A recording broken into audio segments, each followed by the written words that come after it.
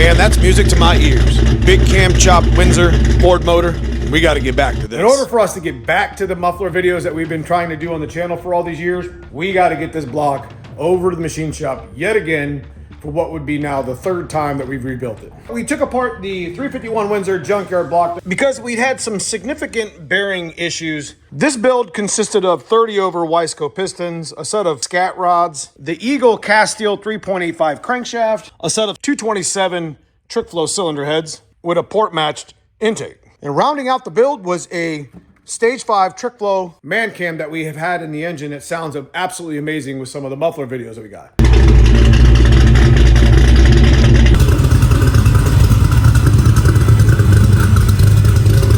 We got to get this stuff on the truck. We're going to go over and meet Dave over at the machine shop, drop off the block, the heads, the crank, pretty much the short block. Now at this point, when you have an engine that has failed in some way, shape, or form internally, you're going to have to definitely go through the block. It's got to all be washed out and cleaned, all the oil galleys.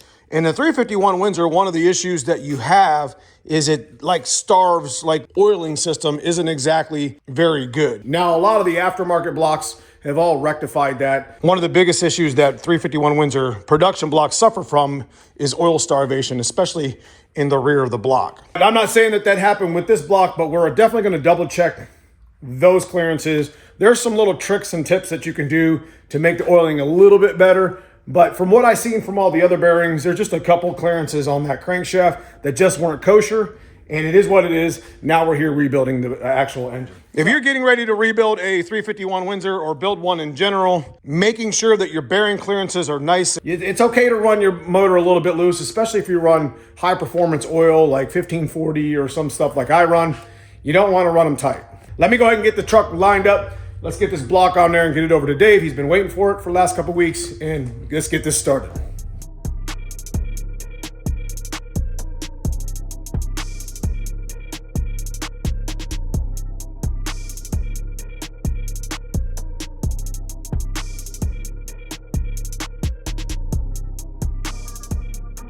We'll probably just go ahead and put the cylinder heads inside the back of the truck with our cardboard, and then we'll hit the road.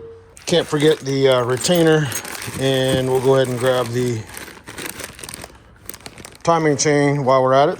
We'll grab the camshaft last. We'll just set that down here in the ground. It's been raining a little bit, so we got that stuff covered.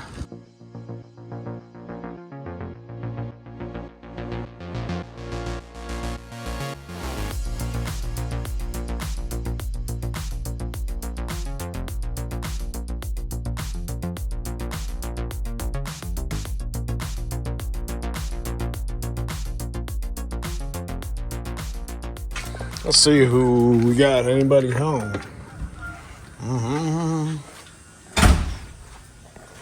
All right. Oh, you know what? I forgot his trick flow heads. I forgot your trick flow heads. Thunderbird. V6, V8. What is this? Obviously V6, right? Yeah. How you been? We ain't seen you in a while. No. You hate this place, don't you? I hate this place. Why do you hate Ohio so much? Cold and rainy. Why couldn't you hate it? Yeah, I guess you're right. I better get this block in the room before it rains too much. I got it covered, but.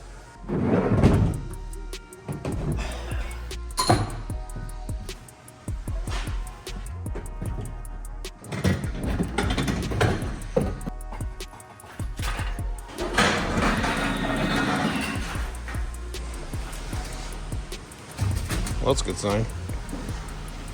Have you seen anything like that? You see it all the time. What do you think possibly happened to this?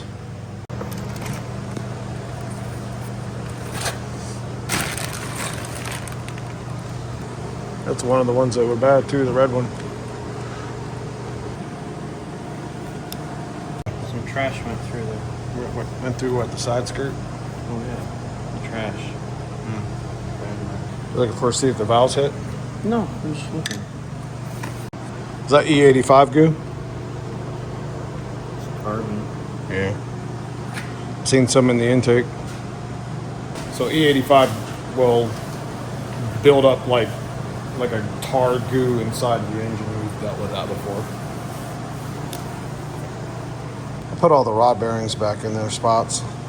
Mic this up and then mic that up and see what they were running at. I don't know. You know what I mean?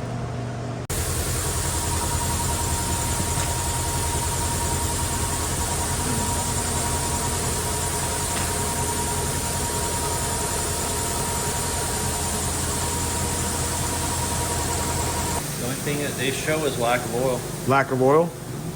How much oil pressure did it have?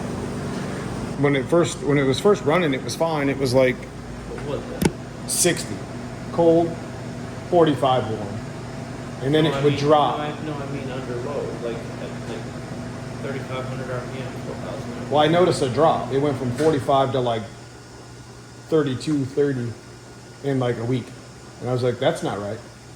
It was doing it slowly over time. Normal, under load, it doesn't matter. It would always still start up at 60, and then it would just, instead of it being at like 40 where my 363 sits at hot, this one would just continue week by week to lose a pound, 2 pounds of pressure. And I'm like, there's something wrong with this motor. And that's when we were getting ready to leave for Ford Takeover, and I took it for one last spin because I thought it was a top end. I thought I had to adjust my valves because I started hearing a noise. I'm like, yep, it's time to pull this motor out. We didn't seize it up, but it had a spun bearing on it. It could have been lack of oil for a period of time from where this was failing. Probably with our, was it a high volume pump or regular? Is it high volume? No HV. I don't think I've ran a high volume pump in years. It's just lack of lubrication. It's the only thing. There's nothing wrong. It was full of oil, so maybe it was the pump. Where do we go from here? What do you think? Well, it was never put together tight. I mean, it wasn't a matter of being tight, but it just may not have had enough oil volume for the RPM you were turning it. I mean, I don't think I went past 65, 68 Man, well, that's up there. for a Windsor. That's up there. And it should have probably had a high volume pump. You think? Didn't get enough oil. You want to try to cut this crank and make it work? Or do you want to run with a different crank? Pan and pickup where you run. It's over at the shop. I forgot to grab it. May not be keeping oil over the sump. I don't know. Pan design might not be good. Yeah. I know we didn't have no problem in that damn 408 we built. What do you think we're going to need for the build? Hopefully the rods are still round. Pistons will be all right? Yeah, they're fine. The crank just kind of sucks because there's no point running anything else unless you do it for forged crank, and it's like a rabbit hole. It's a rabbit hole. I might as well just turn around and buy that 427 they keep talking about on that stand over You're there. supposed to do that anyway. Well, it looks like it's still in the bag. Yeah, I'm about to pull it apart. Yeah? What kind of money you looking at? Could put those heads on that bitch. I don't want to quit on it. I don't want to do that at all. We don't have a spare motor for the 363 if it ever went down in the coop coming up this year. Building another Windsor with Dave with our dart block, which needs sleeves, and that takes time. And we only got him like half the time because he hates Ohio. He likes Texas. He gets paid in it's good weather. Good weather. which, to be honest with you, it's probably where we should all be, really, you know? Texas got a lot of cars down there, don't it? A lot of cars. So what are you tuning down there real quick, off subject? You're tuning like Maseratis and BMWs and all that shit, aren't you?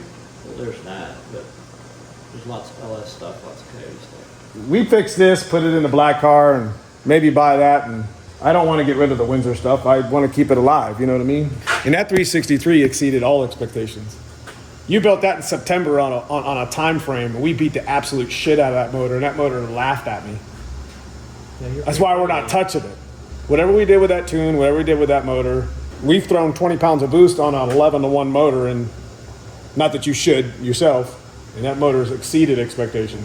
This is what it is. Well-built motor. This one just started oil. Yeah, that's all.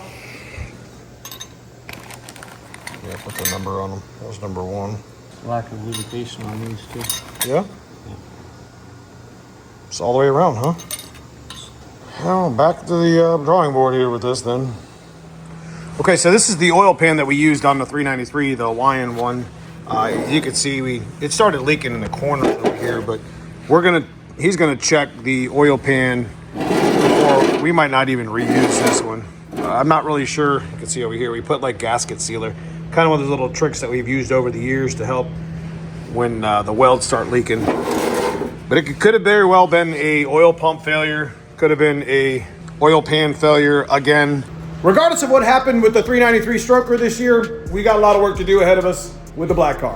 We also got a lot of work with the white car and the coupe, so we got a lot of content coming. Hopefully we'll get the 393 stroker back in a good timely manner so we can get it right back in the car and start breaking it in and getting back to those burnout videos and those cam chop videos that you guys all love here on the channel. Let me know what you guys think of in the comments. Consider subscribing if you haven't already. Check out that join button, become a member of the channel. Got a lot of cool things going on this year in 26 that I'm gonna be doing with my membership. But outside of that, I appreciate you watching. We'll see you soon in the next video.